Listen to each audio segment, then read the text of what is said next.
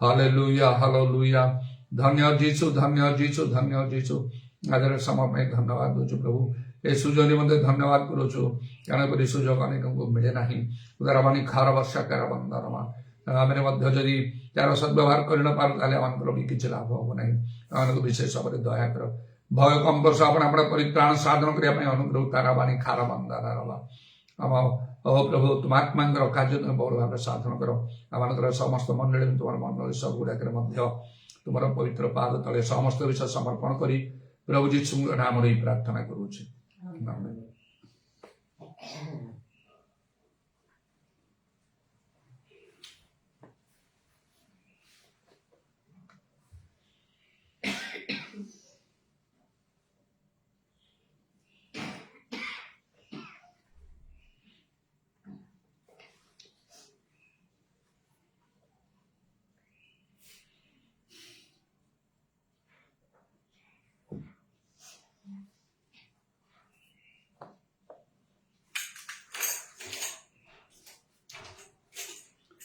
ବଡ଼ ସଂକଟର ଦିନ ଆସିବ, ଦିନ ଆସିବ, ଏବେ କେଉଁଠାରେ ଯାଇ ତୁଜିବ, ଏବେ କେଉଁଠାରେ ଯାଇ ତୁଜିବ। ବଡ଼ ସଂକଟର ଦିନ ଆସିବ, ଦିନ ଆସିବ,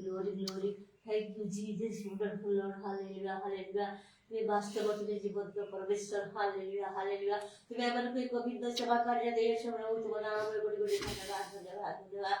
प्रभु विदिन अनुपस्थित ଥିଲେ ମଧ୍ୟ ପ୍ରଭୁ ଆଉ ପ୍ରଭୁ ବର୍ତ୍ତମାନ ଯେଉଁ ସୁଯୋଗ ପ୍ରଭୁ ଆଉ ତୁମେ ସେ ଡିଭାଇସ୍ ମାଧ୍ୟମରେ ତୁମେ ଦେଖିବାକୁ ସାହାଯ୍ୟ କଲ ଏବଂ ସୁନ୍ଦର ସ୍ୱର ବାକ୍ୟ ଦେଇ ତୁମେ ଆମକୁ ଆନନ୍ଦିତ କଲ ମୋତେ ଏବଂ ଭଳିକୁ ତେବେ ମଧ୍ୟ ପ୍ରଭୁ ତୁମ ନାମକୁ ଧନ୍ୟବାଦ ଦେଉଛୁ. ହାଲେଲୁୟା ହାଲେଲୁୟା hallelujah. Glory glory glory glory glory glory glory. ପୁରା ଖାର ବନ୍ଦ ମରି ଖାର ବନ୍ଦାର ମର ମରବା ଓ ନିଶ୍ଚୟ ପ୍ରଭୁ ପ୍ରଭୁ ଖେଳିବା ପରେ ଆମ ଅସୁସ୍ଥ ହେଇକି ପଡ଼ିଛି ତଥାପି ପ୍ରଭୁ ତୁମେ ମୋତେ ସଜା ସେବାକୁ ଦେଲ ନାହିଁ ଆଉ ତୁମେ ନେଇ ଆସିଲ ପ୍ରଭୁ ତୁମ ନାମର କୋଟି କୋଟି ଧନ୍ୟବାଦ ଧନ୍ୟବାଦ. ଏହା ହିଁ ଆଶ୍ଚର୍ଯ୍ୟ ଏହା ମୋର ଦୃଶ୍ୟ ଆଶ୍ଚର୍ଯ୍ୟ ଏହା ତୁମର କର୍ମ ପ୍ରଭୁ. ହାଲେଲୁୟା ହାଲେଲୁୟା ହାଲେଲୁୟା ହାଲେଲୁୟା ହାଲେଲୁୟା. ଓ ପ୍ରଭୁ ଦୁର୍ବଳତାରେ ତୁମ ବଳ ଦେବା ପରମେଶ୍ୱର ତୁମେ ଆଉ ପ୍ରଭୁ ତୁମର ଶକ୍ତି ବଢ଼େଇବା ପରମେଶ୍ୱର ତୁମେ ଏବଂ ତୁମ ଅନୁଗ୍ରହ ତୁମେ ଆମଙ୍କ ପାଇଁ ଯଥେଷ୍ଟ କରିଛ ପ୍ରଭୁ. ସେଥିପାଇଁ ପ୍ରଭୁ ତୁମ ନାମର କୋଟି କୋଟି ଧନ୍ୟବାଦ ଦିଏ. ଆଉ ସାରା ଜଗତକୁ ଦେଖିଲେ ପ୍ରଭୁ କେତେ ଭୟଙ୍କର ଅବସ୍ଥା तू प्रकार भाव सब जगत में घटुची प्रभु दुष्ट सत धार्मिक अधार्मिक समस्त प्रति समान दशा घटुची आ समस्त तार शिकार हो जाउछथि प्रभु. मात्र प्रभु ठीक सबठारु तुमे हमर निश्चय गोटे भिन्न सेवा कार्य देछ दासको द्वारा ओ प्रभु समस्त वाक्य अनुसार तुमे हमर गोटे पृथक जीवन देछ प्रभु. तेणु सर्वसाधारण परि ओ प्रभु निश्चय प्रभु हमर को मनुष्य साहाय्य बा कौनसी विषय साहाय्य करबाको पड़ुनाही प्रभु. मात्र तुमे हमर तुम समस्त नाम यथार्थता तुमे हमर जीवन में तुमे प्रभु परिश्रम रे तुम नाम को धन्यवाद. तुमे हमर पई जीवाजी परमेश्वर रहिछ तुमे हमर पई जीव रफा परमेश्वर रहिछ तुमे हमर सबरे सब होइछ प्रभु. तुमे गाजर परमेश्वर मध्य रहिछ हमर सहित परमेश्वर रहिछ प्रभु. तुम नाम रे कोटी कोटी धन्यवाद धन्यवाद धन्यवाद धन्यवाद प्रशंसा गौरव महिमा संभ्रम करछि प्रभु. दास में दिन केते सुंदर वाक्य तुमे देइछ प्रभु जहा से कहंती आ निश्चय प्रभु ता से करंती ता आमने ताकर साथी स्वरूप अडू एवं प्रभु जागरा में बहुत अनुप्राणित उत्साहित मध्य देखाओ. प्रभु केते भिन्नता तुमे देइछ. हालेलुया hallelujah hallelujah. Glory glory glory glory. तो माय एक प्रजा मंडली प्रस्तुत करबा पई तुमे ताको शक्ति प्रदान करिछ. तुम आत्मा को द्विगुण सेवा कार्य तुमे ताको देइछ. हालेलुया हालेलुया हालेलुया. मध्य प्रभु आ उठे ए केते दिन दीर्घ दिन धरि तुमे ताको जीवन में आ प्रभु आश्चर्य प्रदान तुमे निश्चय कार्य करिछ. यद्यपि से वर्तमान के बाहर जाई नाथि तथापि प्रभु मध्य थाई मध्य तुम सेवा कार्य किछि उडारे करू नाथि प्रभु. मात्र प्रभु तुमे ताको समस्त भार वहन करिछ ताको सर्व भार वहन करिछ प्रभु. तुमे ताको निश्चित भाव रे तुमे ताको बचाई दे भाई दे प्रभु. तुम राज्य कार्य करबा पई तुमे सहायता करिवो. कारण प्रभु निश्चय तो कि थिबे पृथ्वी रे बहुत लोक भी अछंती निश्चय थिबे जो तुम समस्त वाक्य को पालन करी तुम सेवा कार्य करछंती. किंतु प्रभु आपने इस तरह तो से देखुना तेणु प्रभु तुम दास को गोटे आदर्श स्वरूप तुम हमको रखिछ. तेणु प्रभु आ ताको तुमे ओ प्रभु संपूर्ण भाव तुम अधिकार करियो प्रभु. तुम इच्छा अनुसार तुम ताको प्रति कार्य प्रभु हमें प्रार्थना करूछु. हालेलुया हालेलुया हालेलुया हालेलुया. मंडली सब प्रति मध्य दया कर दयाकर प्रभु अनुग्रह कर से जेमती प्रभु ये सब स्थिर रहिबे. तुम समस्त सत्य वाक्य से स्थिर रहिबे एवं प्रभु उत्साहित हेबे परस्पर को उत्साहित करिवे एवं समस्त प्रकार भाव से मुक्त हेबे. समस्त प्रकार रोग व्याधि खड्ग दुर्भिक्ष महामारी अभाव अनाटन से सब तुम से रक्षा करिवो. सेति मध्ये तुम नाम को धन्यवाद दिया. हालेलुया. Glory glory glory glory glory glory. प्रभु जो समस्त घटना निकट भविष्य में शुणुछु बा शुणिबु प्रभु से सब एते भयंकर विषय हेले मध्ये से सब प्रभु तुम नियंत्रण मध्य अछि. हालेलुया hallelujah hallelujah. Glory glory glory glory glory. होसाना होसाना होसाना होसाना होसाना. Glory be thine my lord. हालेलुया हालेलुया. आज बहुत जन प्रार्थना अनुरोध करछंती प्रार्थना चाहछंती प्रभु सेमान को ठीक मार्ग रे पढ़ाई नवा पई तो दास हमन को प्रत्येक मध्य दया कर प्रभु अनुग्रह कर. Hallelujah hallelujah hallelujah. तुम राज्य व्यापक प्रभु से पवित्र आत्मा को कार्य तुम संपूर्ण भाव कर प्रभु. हालेलुया हालेलुया हालेलुया. ओ प्रभु से स्वाधीनता से समस्त अनुभव करिवे जय भक्त हो प्रभु से प्रकार कार्य कर. Hallelujah. Glory be that hallelujah hallelujah hallelujah. निश्चय प्रभु प्रभु गृह रे बसिल तो निश्चय में तो वाक्य निवास कार्य सुनि पाछ प्रभु. किंतु वास्तव में तुम उपस्थित रे आ धार बहुत धार गुरुत्व यथेष्ट अधिक थाए प्रभु. सेति हमन को तुम गृह को आनिल सेति अनेक हमन को मध्य असुस्थ अपन अछु तथापि प्रभु तुम हमन को तुम गृह को आनिछ. सेति मध्य तुम नाम कोटी कोटी धन्यवाद दिए. प्रभु आश्चर्य भाव रे तुम दास मध्य दीर्घ दिन धरि तुम सेवा कार्य तुम लगाई रखिछ प्रभु. सेति मध्य तुम नाम को धन्यवाद दे. धन्यवाद दिए तुम आगमन सनिकट जानी शैतान मध्य भयंकर भाव कार्य करुछि प्रभु अनेक प्रभु से आद्य प्रेम से विच्छिन्न कर दउछि प्रभु तुम दया कर घर लोक आपने मध्य जे परिपतित हेबु नाही सेतबाई तुम आमन सर्वत भावे विजय जीवन काटन सहाय्य कर समस्त प्रकार पाप ममता प्रलोभन ऊपर विजय जीवन काटन तुम हमको सहाय्य कर प्रभु हालेलुया ग्लोरी ग्लोरी ग्लोरी तुम दासଙ୍କର प्रार्थना नेतृत्व रे जमन अछंती प्रभु तुम सेमान को विशेष भाव दया कर सेमान का मन कथा मध्य बुझि दियो सेमान मन वांछा पूर्ण कर दियो सेमान जे तुम वाक्य विषय रे अधिक मनोযোগী हेबे प्रभु तुम सत्य ईश्वर को आ तुमको सेवा करिए प्रभु से प्रकार कार्य कर प्रभु तुम दया करो प्रभु तुम दासଙ୍କର गोटे हेले वाक्य को तुम तळे पठे देव नहीं प्रभु तेणु ताकर प्रार्थना ओ प्रभु तुम सुनि प्रत्येक को जीवन रे कार्य करो आ तुम राज्य वृद्धि पाओ तुमर कार्य वृद्धि पाओ hallelujah hallelujah hallelujah glory be that my lord आज प्रार्थना काल रे मध्य तुमर वास्तव उपस्थित जाई आमन को आनंदित करो प्रभु तुम गृहरे उत्तम द्रव्य तुम आमन को आनंदित करो hallelujah glory be that my lord एवं संपूर्ण तुम दास को लुचाई तुम ही आमन को कथा हो सब गौरव महिमा तुमर हो एक ही निवेदन प्रार्थना के एवं यीशु के नाम में मांगो छी आमीन।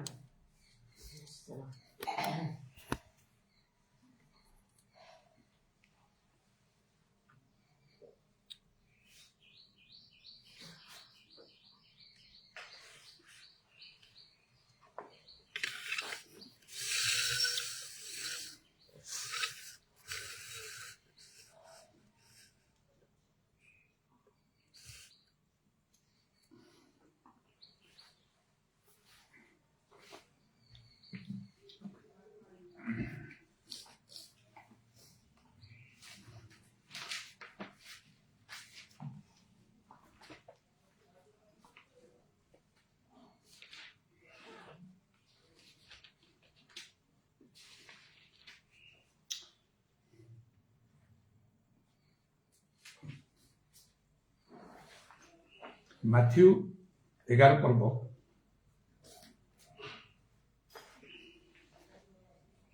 28 पदरे लेखा अछि हे परिश्रांत और भारग्रस्त लोक समस्ते मो निकटक आस मु तुम मानक विश्राम देवी। प्रभु जीशु गोटे कथा कहले आकाश और पृथ्वी लोप पाइब मात्र मोर वाक्य समूह कदापि लोप पाइब ना। प्रभुଙ୍କର वाक्य प्रभु सफल करने चाहती आम जमी भावु सेमती भाव नुहे गोटे भिन्न प्रकार भाव जहाँ बुझा कष्टर जमी लेखा हो बुद्धि मनुष्य बोधर अगम्य आरंभ भाव शेष पर्यंत परमेश्वर जो सब कर्म कर मनुष्य तहिर तत्व पाई ना। एवं गीत संहिता 119:18 जब लेखा हो तुम्हें मोर चक्षु प्रसन्न कर तमें मुझे तुम व्यवस्था आश्चर्य भी समान देखी जदि प्रभु आम को वाक्य बुझार शक्ति सामर्थ्य न दियंती तार प्रकृत सत्यता आम बुझीपार ना। आम देखा शुणा देखा माने आम बाइबल पढ़ा शुणा कहवा किंतु तार प्रकृत भेद आम पाई ना। जेहेतु प्रभु यीशु जो शिक्षा दौते से प्राय दृष्टांत द्वारा कहते शिष्य मैंने कहले आपण खाली दृष्टांत द्वारा कहते लोक किसी बुझुना से प्रकृत में जड़े जदि कहूँ कहीं बुझी पारना लाभटा कौन मात्र प्रभु यीशु केते सुंदर कथा कहले स्वर्ग राज्यर निगूढ़ विषय जानिबार शक्ति केवल तुमको दिखाई तेना आज भी जो मान को प्रभु से वाक्य बुझार शक्ति देते से माने बुझंती केमिति बुझंती केमिति ताहा ना हजार हजार सुना रूपा अपेक्षा ताहा अधिक उत्तम तेणु से हजार हजार सुना रूपा को पछरे पके प्रभुंर वाक्य को ग्रहण करती आकु सफल करती। जो मैंने प्रभुर वाक्य सफल कर पारना से वाक्य बुझार शक्ति क्षमता दि जाए ना। तेणु प्रभु यीशु कहले जिसा भविष्य वक्ता जहाँ कहले ताहा ठीक कथा से माने देखु देखु देखिए किंतु किछि से माने बुझिबे ना शुणु शुणु मध्य शुणिबे किछि बुझिबे ना से माने फेरी आसबे आम से सुस्थ करवा से आमको विशेष भाव में प्रभु निकट में प्रार्थना विनती करने दरकार जबरी मु तुम वाक्य बुझीपारे एथिपाई मते दयाकरी मोर चक्षु प्रसन्न कर दियो। वाक्य बुझार केते विषय भितर अच्छी चिंता ही कर तो जो मान दृष्टांतर कहते माथ्यू 13 पर्व जो खाऊँगी से बुझे मात्र प्रभु जीशु से निरोला बुझे दौले जहाँ बुझे दौले सब यथेष्ट है आते रहीगला तेणु प्रभु जीशु जो मृत्यु भोग पुनरुत्थित हेले जो से स्वर्गारोहण करुँच समय शेष प्रभु जीशु कौन कले शिष्य मान निकट को डाकिले से धर्मशास्त्र बुझीपारे बुद्धिर द्वार खोलीदे। प्रथमे लोक मान दृष्टांतर कहला समय से बुझु न शिष्य मान बुझे दूसरे आहरी बाकी रहा धर्मशास्त्र आहरी बुझापी से बुद्धिर द्वार खोलीदे बोली जेपरी लुक 24:45 लिखा से भी यथेष्ट है ना आहरी अच्छे धर्मशास्त्र बुझापी से निज उपर निर्भर करे जिते परिश्रम कर जागतिक भाव में पाठ पढ़ा समय जे जिते परिश्रम करे से शिक्षा प्राप्त हो पारे उच्च शिक्षा लाभ करे भल से जड़े शिक्षार्थी हो पारे से निज उपर परिश्रम करे दरकार बहुत से सब शिक्षा पाइबापी शिक्षानुष्ठान में नियमित शिक्षा प्राप्त हवा दरकार क्लास अटेंड करा दरकार निजे घर को आसी पुणी आहरी पढ़ा दरकार बहुत समय अनेक जो मैंने सेपरी करती ना स्कूल कॉलेज यूनिवर्सिटी को नियमित जानते ना अनेक विषय से जानी पारती घर बसी जदि से भलरे न पढ़ी विभिन्न प्रकार कार्य लिप्त होकर वृथार समय काटते से भलरे जानी पारती ना परीक्षा समय से खराब करते भल नंबर रखी पारती ना मिनिमम रखती केते जन मैक्सिमम बहुत रटे केते जन बहुत कम रखती एमती तारतम्य आसे से आम उपर निर्भर करे धर्मशास्त्र बुझापी आम जदि परिश्रम न करू हम प्रथम कथा प्रभु जीशु दृष्टांतर समस्त कहवा समय से बुझी पार न शिष्य मान एका बुझे दौता से किसी बुझीपारे से सब है शेष से पृथ्वी को त्याग कर पिता निकट जावा समय से बुद्धिर द्वार खोलीदे धर्मशास्त्र बुझे दुईटी स्टेप है आहरी बाकी रहा आउ गोटे कथा प्रभु जीशु कहे से सत्यम आत्मा अर्थात पवित्र आत्मा जदि आसवे समस्त विषय तुमको शिक्षा देवे मुझे अनेक विषय जोड़ा मुझे कहनी आउ गोटे थर्ड स्टेज को गला से पवित्र आत्मा आसे तापर सब विषय से शिक्षा प्रदान कर सहित आउ गोटे फोर्थ स्टेज अच्छे वाक्य बुझापी कौन साधु माने जपरी सिद्ध हे ईश्वर को पुत्र विषय को ज्ञान वृद्धि पाइबे एथिपाई मंडली क्या से प्रेरित भाव सुसमाचार प्रचारक पालक शिक्षक नियुक्त करतेक स्पेशली गिफ्टेड लोक मैंने ईश्वर को दान प्राप्त लोक मैंने शिक्षक भाव में टीचर्स भाव में जो मैंने अच्छा आहरी अधिक भलरे कथा कहीपे एते भाव में ईश्वर वाक्य को बुझा करने दरकार अच्छे जड़े बुझु बा न बुझु जो जन ईश्वर वाक्य पालन करूना बर्तमान हूँ तो से जापर नहीं कौन तार क्षति होची अनंत काल में कौन क्षति सहवा को से जापर ना समय आसो से बुझ अनुताप कर कौन कली ईश्वर वाक्य ठार उत्तम हजार हजार सुना रूपा अपेक्षा से उत्तम मोटा बुझीपारे ना से सुजोग मिलनी बाइबल दिया हो नहीं पढ़ापी निजर भूल त्रुटि संशोधन करने समय मिलनी अनेक भ्रांत भाव में अच्छा भ्रांत शिक्षा दे तथापि से सुजोग दिखाई शेष दिन में हम समस्त कर्म परीक्षा हवा समय से कर्म सब पड़ देखा क्षति सह अनेक क्षति सहवा कौन मुझे कली अनुताप कर तेणु लिखा एवं महानुग्रह समय परित्राण दिन एवं सुजोग दिखाई अनेक प्रभु निश्चय कहे तुमको बहुत सुजोग दिहला से सुजोगर सद्व्यवहार तुम कल ना जब लिखा स्वर्ग राज्य एपरी जड़े मुक्ता व्यवसायी सत्व जो से भल मुक्ता कले निजर जहाँ था सब विक्रय कर किणिले स्वर्ग राज्य नीति सब हरी दियो किंतु स्वर्ग राज्य को ग्रहण कर ଈଶ୍ୱରଙ୍କର ବାକ୍ୟକୁ ପାଳନ କର। ଆଉ ଏବେ ଗୋଟେ ସ୍ଥାନ ଲେଖାଉଛି ତହିଁର ମହାପୁରସ୍କାର ଅଛି ଇହ କାଳରେ ବି ପରକାଳରେ। ପ୍ରଭୁ ସ୍ୱର୍ଗରେ ତୁମର ପୁରସ୍କାର ପ୍ରଚୁର, ସ୍ୱର୍ଗରେ ଧନ ସଞ୍ଚୟ କର।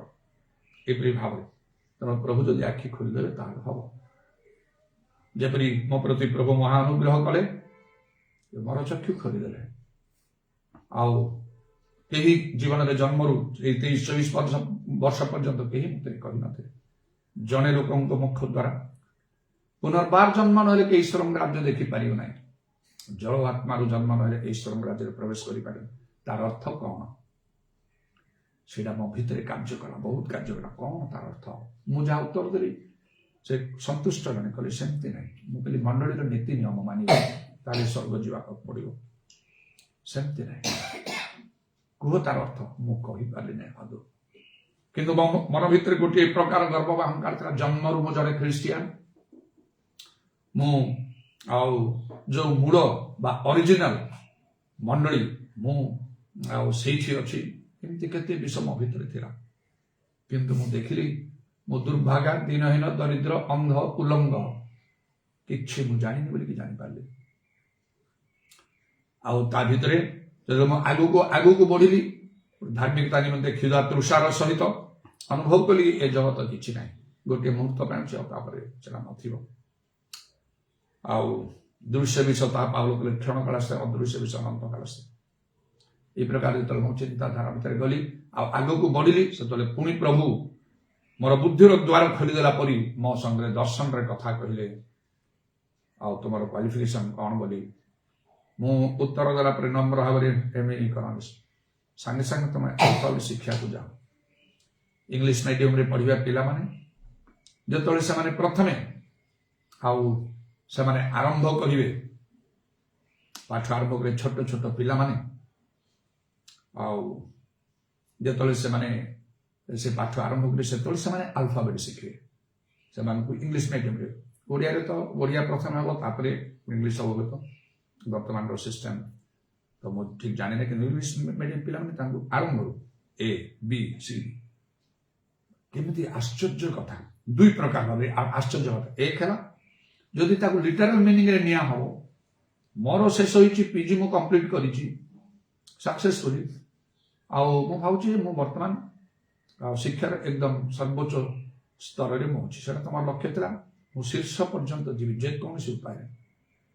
ସେଟା ତାହେଲେ ପ୍ରଭୁ ସେଠି ଅନୁମତି ଦେଇଦେଲେ। ଆଉ ସେଇ ଅବସ୍ଥାରେ ଯଦି ଏକଦମ ତଳକୁ ଯାଅ ବୋଲି କହିବ, ଆଉ ସେଇ ABCD ଶିଖ, ଆଶ୍ଚର୍ଯ୍ୟ କଥା। ଧର୍ମ ଜୀବନ ଠିକ ସେମିତି। ଆମେ ଭାବୁଛୁ ବହୁତ ଉପରେ ଅଛୁ, କିଛି ନାହିଁ ପଳେଇଥିବ। ଦ୍ୱିତୀୟ ଆଶ୍ଚର୍ଯ୍ୟ କଥା ଏଇଠି ରହିଲା କଣ ନା, ମୁଁ ସେତେବେଳେ ମୋର ଆତ୍ମିକ ଜୀବନ ବଦଳି ଯାଇଛି ବହୁତ। ଆତ୍ମିକ ଜୀବନ ବି ବହୁତ ଉପରକୁ ଉଠି ଯାଇଛି, ମାନେ ଭଲରେ ପବିତ୍ର ଆତ୍ମାରେ ପୂର୍ଣ୍ଣ, ଈଶ୍ୱରଙ୍କର ଶକ୍ତି ପ୍ରାପ୍ତ, ଯୀଶୁଙ୍କର ଦର୍ଶନ ପ୍ରାପ୍ତ ହେଇଛି। ମୁଁ ଯୀଶୁଙ୍କ ମୋ ସଙ୍ଗେ କଥାବାର୍ତ୍ତା କରୁଛି, ନା ଆଶ୍ଚର୍ଯ୍ୟ କର୍ମ ହଉଛି ମୋ ଦ୍ୱାରା।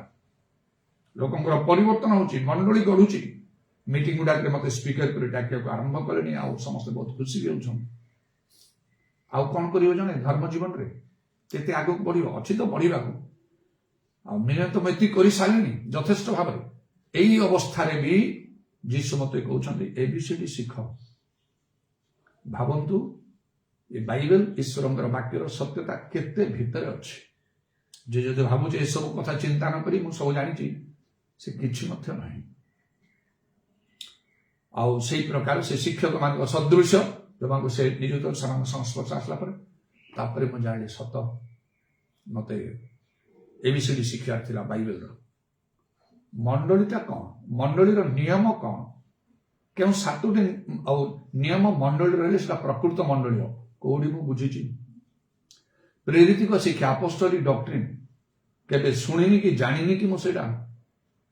ପବିତ୍ର ଆତ୍ମାରେ ପୂର୍ଣ୍ଣ ହେଇକି ଆଶ୍ଚର୍ଯ୍ୟ କର୍ମ କରି ଆତ୍ମା ଲାଭ କରି ବାକ୍ୟଟା ବହୁତ ଭିତରେ ଅଛି। କେତେ କଣ ବିଷୟ ପବିତ୍ର ଆତ୍ମାରେ ପୂର୍ଣ୍ଣ ହେଇଛି, ସେମିତି ଆଶ୍ଚର୍ଯ୍ୟ କର୍ମ କରୁଛି, ଆତ୍ମା ଲାଭ ହଉଛି, ମଣ୍ଡଳୀ ଗଢୁଛି। ଆଉ ପୁଣି ବିଭିନ୍ନ ମିଟିଂ ଗୁଡାକ ମତେ ସ୍ପିକର କରି ନେଉଛନ୍ତି। ବଡଦିନ ଆସିଲା ବେଳକୁ ଭଲରେ ତାକୁ ସେଲିବ୍ରେଟ କରୁଛି, ନୂଆ ବର୍ଷ ଆଉ ସେ ଗୁଡ ଫ୍ରାଇଡେ ସବୁ। କିନ୍ତୁ ଯେତେବେଳେ ମତେ ସତ୍ୟ ବାକ୍ୟ ସବୁ ଶିକ୍ଷା କରିବାକୁ ମିଳିଲା, ନାଇଁ ଏଇଟା ବାଇବେଲରେ ଲେଖା ହିଁ ନାହିଁ, ଏଇଟା ପରମ୍ପରା ରୀତିନୀତି। ଓହୋ ଏମିତି କୋଉଠି ମ୍ୟାଗାଜିନ୍ କୋଉଠି ପଢିଲି ଜଣେ କିଏ ଗୋଟେ ପ୍ରଭୁଙ୍କ ଲୋକ ପେଣ୍ଟିକଷ୍ଟଲ ଲୋକ ଲେଖିଛନ୍ତି ସେଟା ଖ୍ରୀଷ୍ଟ ଜନ୍ମ ପର୍ବର ଉତ୍ପତ୍ତି ହେଡିଂ ଥିଲା ପଢିଲି ସେଠି ଅନେକ ବିଷୟ ମିଳିଲା। ତାପରେ ମୁଁ ଜଣେ ଶିକ୍ଷିତ ଲୋକ ଥିବା ହେତୁରୁ ମୁଁ ନିଜେ ଚିନ୍ତା କଲି ତାହେଲେ ମୁଁ ନିଜେ ଚେଷ୍ଟା କରିବି ଟିକେ ହିଷ୍ଟ୍ରି ଭିତରକୁ ଯିବି ବାଇବେଲ ରିଫରେନ୍ସେସ୍ ଗୁଡାକୁ ଦେଖିବି ଯାହାକୁ ଟପ୍ ମୋଷ୍ଟ ବାଇବେଲ ରିଫରେନ୍ସ କହନ୍ତି ଡେକ୍ସ ଆନୋଟେଟେଡ୍ ବାଇବେଲ ରିଫରେନ୍ସ ମୋ ପାଖରେ ଅଛି ପୁରୁଣା ହେଇକି କ'ଣ ଧୀରେ ଧୀରେ ପ୍ରାୟ ନଷ୍ଟ ହେବାକୁ ଯାଉଛି। ଆରମ୍ଭରେ ଟିକେ ଦେଖିଲି ତାପରେ ମୁଁ କେବେ ବି ଦେଖେ ନାହିଁ କୌଣସି ରିଫରେନ୍ସକୁ ମୁଁ ଦେଖେ ନାହିଁ ମୋ ରିଫରେନ୍ସ ପବିତ୍ର ଆତ୍ମା ତା ଛଡ଼ା ଆଉ କିଛି ନାହିଁ କୌଣସି ଲୋକଙ୍କର ଆଉ ବିଷୟକୁ ମୁଁ ଦେଖେ ନାହିଁ ଲକ୍ଷ୍ୟ କରେ ନାହିଁ କପି କରେ ନାହିଁ ଅବଶ୍ୟ ମୁଁ ଆଉ ନିଜକୁ ଆତ୍ମଧାର୍ମିକ ମନେ କରେ ନାହିଁ ବା କାହାକୁ ତୁଚ୍ଛ କରେ ନାହିଁ ସେମିତି ନାହିଁ ମୁଁ ଅରିଜିନାଲ ହେବାକୁ ଚାହେଁ। ପବିତ୍ର ଆତ୍ମା ମତେ କ'ଣ କହୁଛନ୍ତି ଯୀଶୁ ମତେ କ'ଣ ଚାହୁଁଛନ୍ତି କପି କଲି ଆଉ ପାଉଲ ଯେମିତି କହିଲେ ମତେ ମୋର ଅନୁକାରୀ ହୁଅ ଇମିଟେଟ୍ କର କପି କର ସେମିତି ବହୁତ ଦିନ କଲି ତାପରେ ମୁଁ ବି ପାଉଲଙ୍କର ସ୍ତରକୁ ଯିବାକୁ ଯୋଉ ସମୟରେ ମତେ ଲୋକ କପି କରିବେ ମୋ ପରି ମୋର ଅନୁକାରୀ ହେବେ ତେଣୁ ଏଇ ପ୍ରକାର ଭାବରେ ବହୁତ ପରିଶ୍ରମ କରିଛି ଅଳ୍ପ ନାହିଁ। ମୁଁ ବର୍ତ୍ତମାନ ଯୋଉ ଧର୍ମ ଜୀବନ ମେଣ୍ଟେନ୍ କରୁଛି ଏଇଟା ପାଇଁ ବହୁତ ପରିଶ୍ରମ କରିଛି। ଯୋଉମାନେ ଭଲରେ ଆଉ ସେସବୁ ବିଷୟ ଜାଣନ୍ତି ସେମାନେ ହତଚକିତ ହେଲା ପରି ବିଷୟ ମୋ ପାଖରେ ରହିଛି ବହୁତ ପରିଶ୍ରମ କରି ତାପରେ ମୁଁ ଦେଖିଲି ସବୁ ଇତିହାସ ଭିତରକୁ ମୁଁ ଆଉ ସେଇ ବାଇବେଲ ରିଫରେନ୍ସ ଭିତରୁ ପ୍ରବେଶ କଲି ଏନସାଇକ୍ଲୋପିଡିଆ ଯାହାକୁ କହନ୍ତି ଆଉ ସେଟା ସବୁଠାରୁ ଏକଦମ ଇମ୍ପୋର୍ଟାଣ୍ଟ ବୁକ୍ ସେଟା ପୃଥିବୀର ସବୁ କିଛି ବିଷୟର ସମୁଦ୍ର ପରି ତାର ଜ୍ଞାନର ଭଣ୍ଡାର ଏନସାଇକ୍ଲୋପିଡିଆ ତା ଭିତରେ ମୁଁ ପ୍ରବେଶ କଲି ପ୍ରଭୁ କୋଟି କୋଟି ଧନ୍ୟବାଦ ଯାହା ହଉ ମତେ ଅନୁଗ୍ରହ କଲ ଏତେ ପାଠ ପଢିବା ପାଇଁ ନହେଲେ ଏତେ ଭିତରେ ତ ମୁଁ ଯାଇନଥାନ୍ତି ନା। ଯୋଉମାନେ ଟିକେ ଆଉ ଅଳ୍ପ ଶିକ୍ଷିତ ଅଶିକ୍ଷିତ ସେମାନଙ୍କ ଭିତରେ ଯାହା ବି ଗୋଟେ ଆଶ୍ଚର୍ଯ୍ୟ ମାନିଯିବେ ଶିକ୍ଷିତ ଉଚ୍ଚ ଶିକ୍ଷିତ ମାନେ ସେମାନେ ମାନିବେ କି ସେମାନଙ୍କୁ ଜ୍ଞାନ ଦରକାର ପାଉଲ ଆମେ ଜ୍ଞାନୀ ମାନଙ୍କ ମଧ୍ୟରେ ଆମେ ଜ୍ଞାନର କଥା କହୁ ଠିକ ଅଛି ତେଣୁ ମୋର ଏଇ ଉଚ୍ଚ ଶିକ୍ଷାକୁ ମୁଁ ବ୍ୟବହାର କରିବି ଜ୍ଞାନୀ ପାଖରେ ଅଜ୍ଞାନୀ ପାଖରେ ସମସ୍ତଙ୍କ ଭିତରେ ସେମିତି କରିକି ମୁଁ କାର୍ଯ୍ୟ କରିବାକୁ ଲାଗିଲି। ତେବେ ଏସବୁ କିଛି ବିଷୟ ମୁଁ ଜାଣିନଥିଲି ସେସବୁର ଦେଖାଗଲେ ନାହିଁ ଏଇ ଯୋଉ ପର୍ବପର୍ବାଣୀ ସବୁ ପାଳନ କରିବା ଏ ବଡ଼ଦିନ ନୂଆବର୍ଷ ଏସବୁ ଏଇଟା ବାଇବେଲରେ ନାହିଁ ଏଇଟା ମନୁଷ୍ୟ ଦ୍ୱାରା ଆରମ୍ଭ ହେଲା ଯୀଶୁଙ୍କ ଜନ୍ମର 400 ବର୍ଷ ପରେ ଏ ବଡ଼ଦିନ ପର୍ବ ଆରମ୍ଭ ହେଲା ରୋମାନ କାଥୋଲିକ ଚର୍ଚ୍ଚ ତେଣୁ ଆଜି ଏ ଯୋଉ ବଡ଼ଦିନ ହଉଛି ଏଇଟା ରୋମାନ କାଥୋଲିକର ନିୟମ ଏଇଟା କୌଣସି ପ୍ରୋଟେଷ୍ଟାଣ୍ଟ ମଣ୍ଡଳୀର ନିୟମ ନାହିଁ ପେଣ୍ଟିକଷ୍ଟ ମଣ୍ଡଳୀର ନିୟମ ନାହିଁ ଆଉ ରୋମାନ କାଥୋଲିକର ନିୟମ ଯୋଉଠି ମୁଁ ଥିଲି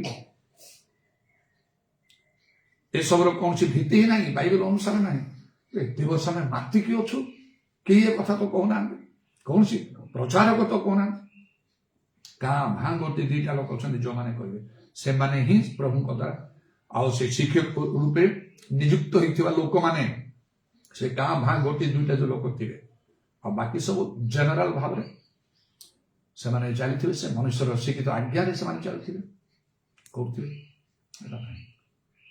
ଏ ପ୍ରଭୁଙ୍କର ଧନ୍ୟବାଦ ହଉ ଏହିପରି ଭାବରେ ଆମକୁ ସତ୍ୟ ବିଷୟ ଜାଣିବାର ପ୍ରয়োଜନ ଆଉ ପୁଣି ସେ ସମସ୍ତ ଯଦି ଆମେ ମାନୁ ପ୍ରଭୁଠାରୁ ସେ ଅନୁଗ୍ରହ ପ୍ରାପ୍ତ ହୋଇଥିଲେ କେବଳ ହବ ଜଣେ ସେ ସବୁ ସତ୍ୟ ଭିତରକୁ ଯାଇପାରିବ ନହେଲେ ସେ କେବେ ଯାଇପାରିବ ଶୁଣିବ ସେ ଶ୍ରୋତା ହେବେ ଲୋକ ଆଜି ଆମମାନଙ୍କ ମଧ୍ୟରେ ଖ୍ରୀଷ୍ଟିଆନ ମାନଙ୍କ ମଧ୍ୟରେ ବହୁତ ଭଲ ଶ୍ରୋତା ଅଛନ୍ତି ମିଟିଂରେ ବସିଯିବେ ଶୁଣିବେ ଆରମ୍ଭରୁ ସବୁ ଶେଷ ପର୍ଯ୍ୟନ୍ତ ପିଇଲା ପରି ପିଇଯିବେ ପରିବର୍ତ୍ତନ ନାହିଁ ଜଣଙ୍କ ଜୀବନରେ କାହିଁକି ଧାର୍ମିକତା ଭିତରେ କ୍ଷୁଧା ତୃଷାର ଅଭାବ ଗୋଟେ କର୍ତ୍ତବ୍ୟ ଗିର୍ଜା ଯିବା ପ୍ରାର୍ଥନା କରିବା ଖ୍ରୀଷ୍ଟିଆନ ଲୋକ ତ ସେତିକି ସେଇଠି ଆମର ଧର୍ମ କର୍ମ ନାହିଁ ଜୀବନରେ ଗୋଟେ ବଡ ପରିବର୍ତ୍ତନ ଦରକାର ଯେମିତି ଆଉ ସେଇ ପ୍ରକାଶ ଲେଖା ଉଦ୍ଯୋଗୀ ହୋଇ ମନ ପରିବର୍ତ୍ତନ କର 23-24 ବର୍ଷ ବେଳକୁ ମୋର ପରିବର୍ତ୍ତନ ଆସିଲା କୋଉ ହିନ୍ଦୁ କି ମୁସଲିମରୁ ମୁଁ ଆଉ ପରିବର୍ତ୍ତନ ହେଇନାହିଁ ଖ୍ରୀଷ୍ଟିଆନରୁ ଖ୍ରୀଷ୍ଟିଆନ ନାମଧାରୀ ଖ୍ରୀଷ୍ଟିଆନ ପ୍ରକୃତ ଖ୍ରୀଷ୍ଟିଆନ ଗୋଟେ ସମୟ ଥିଲା ସେ ପ୍ରକାଶ ଅନୁସାରେ ତମେ ନାମରେ ଜୀବିତ ପ୍ରକୃତି ମୃତ ମୁଁ ସେମିତି ଏବେ ନାହିଁ ନାମରେ ଜୀବିତ ପ୍ରକୃତିରେ ମୃତ ନାହିଁ ପ୍ରକୃତରେ ମୁଁ ଜୀବିତ ଆଉ ମୁଁ କେବଳ ସେତିରେ ନାହିଁ ମୋର କାର୍ଯ୍ୟର ପରିଶ୍ରମ ବହୁତ ମୁଁ ଯେମିତି ଅନେକଙ୍କ ମୁଁ ସେମିତି କରି ମୋର ସେବା କାର୍ଯ୍ୟର ଲକ୍ଷ୍ୟ ହଉଛି ଏଇଟା ଖାଲି ପ୍ରଚାର କରି ଛାଡ଼ିଦେବି ନାହିଁ ମୁଁ ଯେମିତି ସମସ୍ତେ ସେମିତି ହୁଅନ୍ତୁ। ଆଉ ଏଥିରେ ପ୍ରଭୁ ମୋତେ ବହୁତ ସଫଳତା ଦେଇଛନ୍ତି। ଅନେକ ଅନେକ ଲୋକଙ୍କର ପରିବର୍ତ୍ତନ ମାନଙ୍କର ମଣ୍ଡଳୀ ସବୁ ମୁଁ ଯେମିତି ସେମାନେ ସେମିତି, ମୁଁ ଯେ ପ୍ରକାର ପ୍ରଭୁଙ୍କର ବାକ୍ୟକୁ ମାନେ ସେମାନେ ମଧ୍ୟ ସେଇ ପ୍ରକାର ଭାବରେ। ଆଉ ଏପରି ଆମର ପ୍ରତ୍ୟେକ ଅବଶ୍ୟ ତେବେ ପ୍ରଭୁଙ୍କର ଧନ୍ୟବାଦ ହଉ। ଅନେକ ସମୟରେ ପ୍ରଭୁ କାର୍ଯ୍ୟ କରନ୍ତି କଥା ମାନେ ବୁଝି ନଥାଉ। ଏଇ ଯୋଉ କଥା ମୁଁ ପଢିଲି ଏଇ ମାଥ୍ୟୁ 11 ପର୍ବର 28 ପଦରେ, ଏ ପରିଶାନ୍ତ ବାହାରଗ୍ରସ୍ତ ଲୋକ ସମସ୍ତେ ମନେଗୁଡ଼ା ସମସ୍ତଙ୍କୁ ବିଶ୍ରାମ ଦେବେ। ପ୍ରଭୁଙ୍କର ବାକ୍ୟ କାହାଠାରେ ନା କାହାଠାରେ ନିଶ୍ଚୟ ସଫଳ ହବ। କିଛି ବର୍ଷ ପୂର୍ବେ ଏ ବାକ୍ୟ 100% ସଫଳ ହେଲା ମୋ ଠାରେ, ଆମ ପରିବାରରେ। ଅନେକ ସମୟ ଯାହା ମୁଁ କହିଥାଏ, ମୋ ଝିଅ ମିଲି ଯେତେବେଳେ ବହୁତ ଛୋଟ ଥିଲା, ଥରେ ଆଉ ସନ୍ଧ୍ୟାରେ ତାର ପେଟର କଷ୍ଟ ପ୍ରବଳ ଭାବରେ ହେଲା, ନିୟନ୍ତ୍ରଣର ବାହାରେ। କିନ୍ତୁ ସତ୍ୟ ବାକ୍ୟ ଶିକ୍ଷା କଲା ପରେ ଆମେ ବିନା ଔଷଧରେ ଆମେ ଚାଲିଛୁ ଅନେକ ବର୍ଷ ଧରି। ସେ 82 ମସିହାଠାରୁ ଆରମ୍ଭ କରି ପିଲାମାନଙ୍କୁ ମଧ୍ୟ କୌଣସି ପ୍ରକାରେ ସେମାନଙ୍କୁ ଔଷଧ ଦିଆ ହଉନଥିଲା, କୌଣସି ପ୍ରକାରେ ଡକ୍ଟରଙ୍କ ପାଖକୁ ନିଆ ହଉନଥିଲା ବା ତାଙ୍କୁ ଡକା ହଉନଥିଲା। ପ୍ରାର୍ଥନା କରି ପ୍ରଭୁ ସବୁ ମୃତ୍ୟୁରୁ ବଞ୍ଚେଇ ସବୁ ରଖିଛନ୍ତି। ଆଉ ତେବେ ଆଉ ତା ପାଇଁ ମଧ୍ୟ ଅନେକ ପ୍ରାର୍ଥନା କଲା, ତାର କଷ୍ଟ ବଢି ଯେତେ ପ୍ରାର୍ଥନା ତାର କଷ୍ଟ ସେତେ ବଢୁଛି। ଏମିତି ପ୍ରାର୍ଥନା କରିକି ରାତି 12ଟା ହେଇଗଲା, ଆଉ ସେ ମୋ ଝିଅ ଛଟପଟ ହଉଛି। ଆଉ ସେ କହୁଛି ଏମିତି ଗୋଟେ କଥା ଯୋଉଟା ମତେ ଟିକେ ନିରାଶ କରି ଲାଗିଲା, ତମେ ଯେତିକି ପ୍ରାର୍ଥନା କରୁଛ ଡାଡି, ମୋର କଷ୍ଟ ସେତେ ବଢୁଛି। ଡକ୍ଟରଙ୍କ ପାଖକୁ ନେଇଥିଲେ ନିଶ୍ଚୟ କହିଥାନ୍ତି ଆପେଣ୍ଡିକ୍ସ ସାଇଡ୍ ତାର ଅପରେସନ କରବା କଣ। ଆମେ ତ ପ୍ରଭୁ ଠାରେ ନିର୍ଭର କରି ରହୁଛୁ ସବୁବେଳେ ବିଶ୍ୱାସରେ। ଆଉ ତେବେ ଏମିତି ଆଉ ମୁଁ କହିଲି ନାଇଁ ସେମିତି କହନା ମା, ତୁ କହ ପ୍ରଭୁ ଯୀଶୁ ମତେ ସୁସ୍ଥ କରୁଛ, ଧନ୍ୟବାଦ। ବାଇବେଲରେ ଲେଖା ହେଇଛି ମାର୍କ 11:24 ଯାହା ପ୍ରାର୍ଥନା ମାଗିଲ ପାଇଲ ବିଶ୍ୱାସ, ଧନ୍ୟବାଦ। ମୁଁ କହିଲା ସେ ବାଧ୍ୟ ହେଇଗଲା, ପ୍ରଭୁ ଯୀଶୁ ମତେ ସୁସ୍ଥ କରୁଛ, ଧନ୍ୟବାଦ। ତାପରେ ସାଙ୍ଗେ ସାଙ୍ଗେ କହିଲା ମୋର ବହୁତ କଷ୍ଟ ହଉଛି। ଏମିତି ପ୍ରାର୍ଥନା କରୁଛି ମୁଁ ପବିତ୍ର ଆତ୍ମାରେ ପୂର୍ଣ୍ଣ ହେଇ ପରଭାଷା କହିକି ଅକ୍ଳାନ୍ତ ଭାବରେ ନନଷ୍ଟପ୍ ଭାବରେ। ରାତି 12ଟା ଯେତେବେଳେ ହେଲା, ସବୁ ବିଷୟର ଗୋଟେ ସମୟ ଅଛି ବୋଲି ଲେଖା ଅଛି। ପ୍ରାର୍ଥନାର ଉତ୍ତର ଦେବାର ଗୋଟେ ସମୟ ଅଛି, ତାପରେ ଆଉ ପ୍ରଭୁ ପ୍ରାର୍ଥନା ଚାହିଁବେ ନାହିଁ। ରାତି 12ଟା ଯେତେବେଳେ ହେଲା, ପବିତ୍ର ଆତ୍ମା ମତେ କଥା କହିଲେ। ବାଇବେଲ ଲେଖା ହଉଛି ପବିତ୍ର ଆତ୍ମା କଥା କହିଲେ କହି ମତେ ସେମିତି କଥା କହିଲେ। ଆଉ ସେଟା ମନରୁ ଗୋଟେ ଥଟ୍ ଡେଭଲପ କଲା, ସେଇଟା ଜାଣିବାକୁ ଚିହ୍ନିବାକୁ ହବ। ଏକ ତ ପବିତ୍ର ଆତ୍ମା ହେବେ, ନହେଲେ ନିଜର ଆତ୍ମା ହବ, ନହେଲେ ଶୈତାନର ଆତ୍ମା ମଧ୍ୟ ହବ। 3 ପ୍ରକାର ଆତ୍ମା କାର୍ଯ୍ୟ କରୁଛି ଜଗତରେ। ବିଶେଷ କରି ଜଣେ ପ୍ରକୃତ ଆତ୍ମିକ ଲୋକ ଯଦି ହବ, ଆଉ ତାହେଲେ ସେ ଚିହ୍ନି ପାରିବ। ଯଦି ପ୍ରକୃତରେ ସେ ଭଲରେ ଆତ୍ମାରେ ପୂର୍ଣ୍ଣ ଥିବ, ସେ ଜାଣିପାରିବ ଏଇ ସ୍ୱର ଏ ଥଟ୍ କାହାର, ପବିତ୍ର ଆତ୍ମାଙ୍କର ନା ମଣିଷର ନା ଶୈତାନର। ଚିହ୍ନି ନ ପାରିଲେ ବଡ ମୁସ୍କିଲରେ ପଡିବ। ମୁଁ ଭଲରେ ଜାଣିପାରିଲି 100କୁ 100, ମୋର ସନ୍ଦେହ ରହିଲା ନାହିଁ। ସନ୍ଧ୍ୟାରୁ ରାତି 12ଟା ପର୍ଯ୍ୟନ୍ତ ପ୍ରାର୍ଥନା କରୁଛି, ପ୍ରାଣପଣ କରି ଆତ୍ମାର ଉତ୍ତପ୍ତ ହେଇଛୁ। ମୋ ଭିତରୁ କେହି କହିବା ପାଇଁ ଲାଗିଲା, ଏମିତି ପ୍ରାର୍ଥନା କର, ପ୍ରଭୁ ତୁମେ କହିଛ ଏ ପରିଶାନ୍ତ ଭାରଗ୍ରସ୍ତ ଲୋକ ସବୁ ମନେ ଗୁଡିକା ମୁଁ ତୁମକୁ ବିଶ୍ରାମ ଦେବି। ମୁଁ ହିଁ ପରିଶାନ୍ତ ଭାରଗ୍ରସ୍ତ ମତେ ବିଶ୍ରାମ ଦେଲେ। ସନ୍ଧ୍ୟାରୁ ରାତି 12ଟା ହେଲାଣି ନନଷ୍ଟପ୍ ପ୍ରାର୍ଥନା କରୁଛି। ମୁଁ ମଣିଷ ନା ମେସିନ୍, ମୁଁ ଚାଲିବି କଣ୍ଟିନ୍ୟୁସଲି ନା ଗୋଟେ କ୍ୟାସେଟ୍ ଓଲ୍ଟି ବାଜିବି। ଏମିତି କୁହ ପ୍ରଭୁଙ୍କୁ, ସ୍ପଷ୍ଟ ଥଟ୍ ଡେଭଲପ କଲା। ସେମିତି ହିଁ ମୁଁ କହିଲି, ଯେମିତି କହିକି ମୋ ଆଖି ଖୋଲିଛି, ମୋ ଝିଅକୁ ଦେଖୁଛି, ଏକଦମ ସ୍ଥିର ହେଇଯାଇଛି। ଛଟପଟ ଯୋଉ ହଉଥିଲା, କଣ ବି ହେଇଥାନ୍ତା, ତା ପ୍ରାଣ ବି ଯାଇଥାନ୍ତା, ସ୍ଥିର ହେଇଯାଇଛି। ମୁଁ ଗ୍ରହଣ କରିବେନି, ମୁଁ ଟିକେ ଅସ୍ଥିର ହେଇଗଲି, କଣ ହେଲା ସତରେ। ଆଉ ସେ ସ୍ଥିର ହେଇକି ଶୋଇଛି, ବିଶ୍ରାମ କରୁଛି, ନା ତା ପ୍ରାଣ ଚାଲିଗଲା କହି ତାର ପେଟରେ ତା ନାକରେ ମୁଁ ଆଙ୍ଗୁଠି ଦେଲି, ସବୁ ନର୍ମାଲ ଅଛି। ଶୋଇଗଲି, ସେ ଶୋଇଲା, ମୁଁ ବି ଶୋଇଲି। ସକାଳ ପର୍ଯ୍ୟନ୍ତ ଆଉ ନିଦ ଭାଙ୍ଗିନି। ସେ କେମିତି ଅଛି କଣ ଏଇଟା ମୁଁ ଜାଣିବା ପାଇଁ ଚେଷ୍ଟା କରିପାରି, ନିଦ ତ ହେଇଗଲା। କାହିଁକି? ପ୍ରଭୁ ମତେ ବିଶ୍ରାମ ଦେଲେ, ତାକୁ ବି ବିଶ୍ରାମ ଦେଇଛନ୍ତି। ସକାଳେ ସେ ଉଠୁଛି। ରବିବାର ପାଇଁ ମୋ ବାଇବେଲ ପଢିବା ତରଫ ରହୁଛି। Church of God in Christ ମଗରବାଇରେ ମୁଁ ପାସ୍ତୁ ଥିଲି। ସେଦିନ ସକାଳେ ହେଲା ରବିବାର, ଯିବୁ ଆମେ 9:30 ବିଚାର ହବ, ବାଇବେଲ ଷ୍ଟଡି କରୁଛି, ଟିକେ ଚର୍ଚ୍ଚ କିଛି ମେସେଜ ଦେବି। ଯେତେବେଳେ ଝିଅ ଉଠିକି ସେ ହସି କହୁଛି, ଡାଡି ମୋର ପେଟର କଷ୍ଟ ନାହିଁ। ପ୍ରେଜ ଦ ଲର୍ଡ, ମା ତୁ ଆଉ ମତେ ଡିଷ୍ଟର୍ବ କରିବୁ ନାହିଁ, ଆଉ ମୁଁ ଟିକେ ବାଇବେଲ ପଢୁଛି। ଶୁଣ, ମୁଁ ଟିକେ ସ୍ୱପ୍ନ ଦେଖିଛି, ଗୋଟେ କହିବି। ଏତେ ସୁନ୍ଦର ସ୍ୱପ୍ନ କହିଲା। ଆମ ଘରର ଗେଟ୍ ଦେଇ, ସେ ଆପାର୍ଟମେଣ୍ଟ ଆମେ ଥିଲୁ, ଟିଣ ଗେଟ୍ ଦେଇକି ଆମ ଘର ଭିତରକୁ ଜଣେ ଲୋକ ଆସିଲେ। ତାଙ୍କ ମୁଖ, ତାଙ୍କ ବସ୍ତ୍ର ଖାଲି ଆଲୁଅ ଚାରିଆଡେ ଆଲୁଅ ହଉଛି। ମୁଁ କହିଲି କିଏ ସେ? ମତେ କହୁଛି ରୁହ ଶୁଣ, ମୁଁ କହୁଛି। ସେ ଆସିଲେ, ସେ ବଡ ଘର ହଲରେ ଯୋଉଠି ଆମର ଗିର୍ଜା ହୁଏ, ମଣ୍ଡଳୀ ସଭା ଠିଆ ହେଲେ। ଚାରିଆଡ଼କୁ ଅନେଇଲେ, ତାପରେ ପୁଣି ମତେ ଅନେଇଲେ। ମା କିଏ କହ ସେ? କହିଲା ଶୁଣ ମୁଁ କହୁଛି। ସେମିତି କହୁଛି ମତେ, ସେ ହେଉଛନ୍ତି ଯୀଶୁ। ତୁ କେମିତି ଜାଣିଲୁ? ମୁଁ ଜାଣିଲି ସେ ଯୀଶୁ କହିଲି। ଆଚ୍ଛା ପ୍ରଭୁ ଜାଣିବା ପାଇଁ ଦେଇଛ, କଣ ହେଲା ତାପରେ? ତାଙ୍କ ଡାହାଣ ହାତ ବଢେଇଲେ, ମୋ ପେଟରେ ଯୋଉଠି କଷ୍ଟ ହଉଥିଲା ଠିକ ସେଇ ଜାଗାରେ ରଖିଲେ, ଆଉ କହିଲେ ଝିଅ ତୋ ପେଟର କଷ୍ଟ ଚାଲିଗଲା। ଜାଣି ମୋର ନାହିଁ। ସେଇ ଦିନ ଠାରୁ ଆଜି ପର୍ଯ୍ୟନ୍ତ ତାର ସେ କଷ୍ଟ ଫେରି ନାହିଁ। ବାଇବେଲ ଲେଖେ ଆମ୍ଭେ ସଦା ପ୍ରଭୁ ତୁମର ଆରୋଗ୍ୟକାରୀ। ପ୍ରଭୁ ରୋଗ କଲେ ବିନା ମୂଲ୍ୟରେ ରୋଗ ଭଲ ହବ, ତାହା ପୁନର୍ବାର ଫେରିବ ନାହିଁ। ଏଇଟା କେତେ ବଡ ସାକ୍ଷ୍ୟ ନ ହବ ଯେ ଆମେ ପ୍ରାର୍ଥନା କଲେ ପ୍ରଭୁ ପରିବାର ପ୍ରାର୍ଥନା ଶୁଣନ୍ତି ବୋଲି। ଏଇଟା ଲୋକ ବୁଝୁନାହାନ୍ତି, ଖ୍ରୀଷ୍ଟିଆନ ମାନେ ମଧ୍ୟ ବୁଝୁନାହାନ୍ତି, କ୍ରିଟିସାଇଜ କରୁଛନ୍ତି। କଣ ଆଉ ଡକ୍ଟରକୁ ପ୍ରଭୁ ବୁଦ୍ଧି ଜ୍ଞାନ ଦେଇନାହାନ୍ତି କରିବା ପାଇଁ? କାରଣ ସବୁ ଖାଲି ଖ୍ରୀଷ୍ଟିଆନ ଲୋକମାନେ କରିବା ପାଇଁ ଡକ୍ଟର ବୁଦ୍ଧି ଜ୍ଞାନ ଦେଇଛନ୍ତି? ଡକ୍ଟରଙ୍କ ପାଖକୁ ତ ସମସ୍ତ ପାପୀ ଧାର୍ମିକ ସବୁ ଲୋକମାନେ ଯାଆନ୍ତି। ଖ୍ରୀଷ୍ଟିଆନ ମାନଙ୍କ ପାଇଁ, ପ୍ରଭୁଙ୍କ ଲୋକମାନଙ୍କ ପାଇଁ ପ୍ରଭୁଙ୍କର ବ୍ୟବସ୍ଥା ଭିନ୍ନ। ଆମ୍ଭେ ଆଉ ଆପଣ ବାକ୍ୟ, ପ୍ରଭୁ ଆପଣ ବାକ୍ୟ ପଠେଇ ସୁସ୍ଥ କରନ୍ତି ବୋଲି ଦଶମକା 107 କୋଟି ଲେଖା ଅଛି। ଯାତ୍ରା ପୁସ୍ତକ 15:26 ପଦ ଲେଖା, ଆମ୍ଭେ ସଦା ପ୍ରଭୁ ତୁମର ଆରୋଗ୍ୟକାରୀ। ପ୍ରଭୁ କେମିତି ଆରୋଗ୍ୟ କରନ୍ତି? ଯୀଶୁ ଜଗତକୁ ଆସିଲେ, ଯୋଉମାନେ ତାଙ୍କ ଲୁଗା ଛୁଇଁଲେ ଭଲ ହେଇଗଲେ, ସେ ଯାହାକୁ ଛୁଇଁଲେ ଭଲ ହେଇଗଲେ, ଯାହାକୁ ପଦେ କଥା କହିଲେ ଭଲ ହେଇଗଲେ। ପ୍ରଭୁ ଏମିତି ସୁସ୍ଥ କରନ୍ତି ଏବଂ ବିଶ୍ୱାସୀ ମାନଙ୍କୁ ଅଧିକାର ଦେଇଛନ୍ତି। ମାର୍କ 16:17-18 ପଦରେ ସେମାନେ କଣ କରିବେ? ପୀଡ଼ିତ ମାନଙ୍କ ଉପରେ ହସ୍ତ ଥୋଇଲେ ସେମାନେ ସୁସ୍ଥ ହେଇଯିବେ। ଏସବୁ ବିଷୟକୁ ଗ୍ରହଣ କରିବାକୁ ଇଚ୍ଛା କରୁନାହାନ୍ତି ଲୋକ।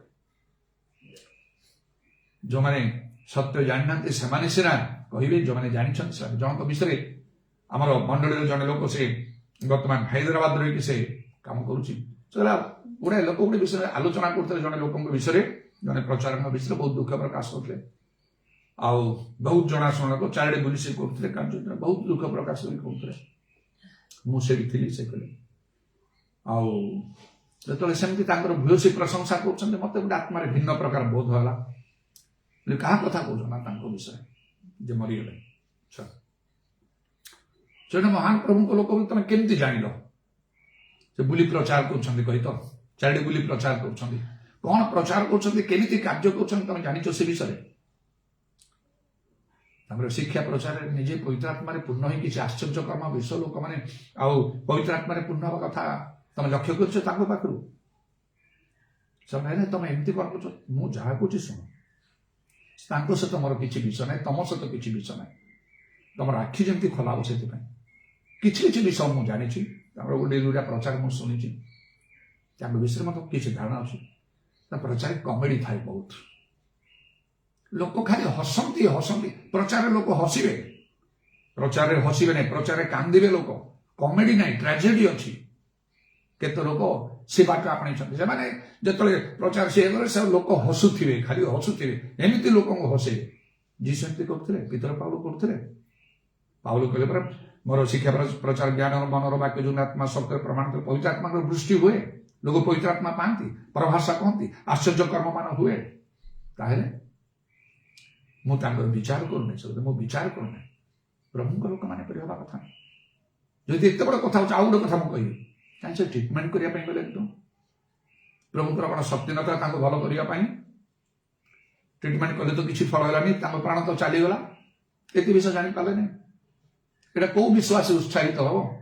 ଜଣେ ପ୍ରଭୁଙ୍କର ଯାଇକି ଟ୍ରିଟମେଣ୍ଟ ହଉଛନ୍ତି କହିଲେ, ସେ ପ୍ରାର୍ଥନା କରି ଭଲ ହେଲେ, ସେ କଥା କହିଥିଲେ, ଆମର ହୃଦୟକୁ ଛୁଇଁଥାନ୍ତା। ହଁ, ପ୍ରକୃତରେ ପ୍ରଭୁଙ୍କ ଲୋକ।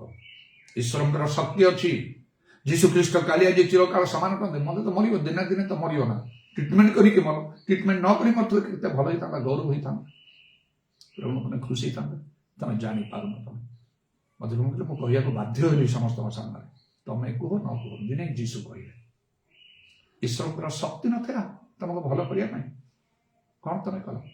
ପ୍ରଭୁଙ୍କ ଠାରୁ ଶକ୍ତି ପ୍ରାପ୍ତ ହୋଇ ତାଙ୍କ ଦ୍ୱାରା ତମେ ବଳବାନ ହୁଅ। ଏଇ ଜିନିଷ କାହିଁକି ତମ ଭିତରକୁ ଆସିଲା ନାହିଁ? ପବିତ୍ର ଆତ୍ମା ତମ ଭିତରକୁ କାହିଁକି ଆସିଲାନି? ଯୋଉଠି ପବିତ୍ର ଆତ୍ମା, ପ୍ରଭୁଙ୍କ ଆତ୍ମା, ସେଠାରେ ସ୍ୱାଧୀନତା। ତୁମର କର୍ମ ସବୁ ପରୀକ୍ଷା ହବ। ଏବେ ଲୋକ ଯାହା କହିଲେ ପ୍ରଭୁ ତାହା ମାନିଯିବେ। ଲୋକ ଆଉ ଯାହା କହିଲେ ପ୍ରଭୁ ତାହା ମାନିବେନି। ଆଉ ଲୋକ ଯାହା କହୁଥିବେ ସେ ଜିନିଷଟା ଓଲଟା ହେଇଯିବ। ଯେମିତି ଏକାକି ତୁମେ କହୁଛ ମୁଁ ଧନୀ, ମୋର ବହୁତ ସମ୍ପତ୍ତି, ମୋର କୌଣସି ଭାବ ନାହିଁ, ମାତ୍ର ତୁମେ ଦୀନ ଦରିଦ୍ର ଅନ୍ଧ ଲଙ୍ଗୁ, ଏ କଥା ତୁମେ ଜାଣ ନାହିଁ। ଦରକାର ହେଲେ ପ୍ରଭୁ ସେ ଦେଖ ତମର କର୍ମ ନିଆଁରେ ପୋଡି ଯାଉଛି। ଅନନ୍ତକାଳ ପର୍ଯ୍ୟନ୍ତ କ୍ଷତି ତମେ ସହ୍ୟ କର, ବଡ଼ କଷ୍ଟରେ ପରିତ୍ରାଣ ପାଇବ।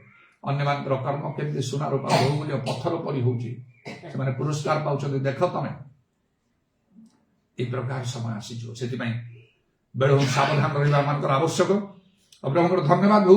ତେଣୁ ଏହିପରି ଭାବରେ ଏ ବାକ୍ୟକୁ ପ୍ରଭୁ 100% ସଫଳ କଲେ। ଆଉ ବର୍ତ୍ତମାନ ମୁଁ ଦେଖୁଛି ନିଜକୁ, ଆଉ ସେଇ ଅଗଷ୍ଟ 16ରୁ ମୋର ସେଇ ଅସୁସ୍ଥ ଆରମ୍ଭ ହେଇକି ଆଜି 3 ମାସ 13 ଦିନ। ଏଇଟା ମୁଁ ଗୋଟିଏ ପ୍ରକାର ଚିନ୍ତା କଲେ ଏଇଟା ମୋ ପାଇଁ ବିଶ୍ରାମ।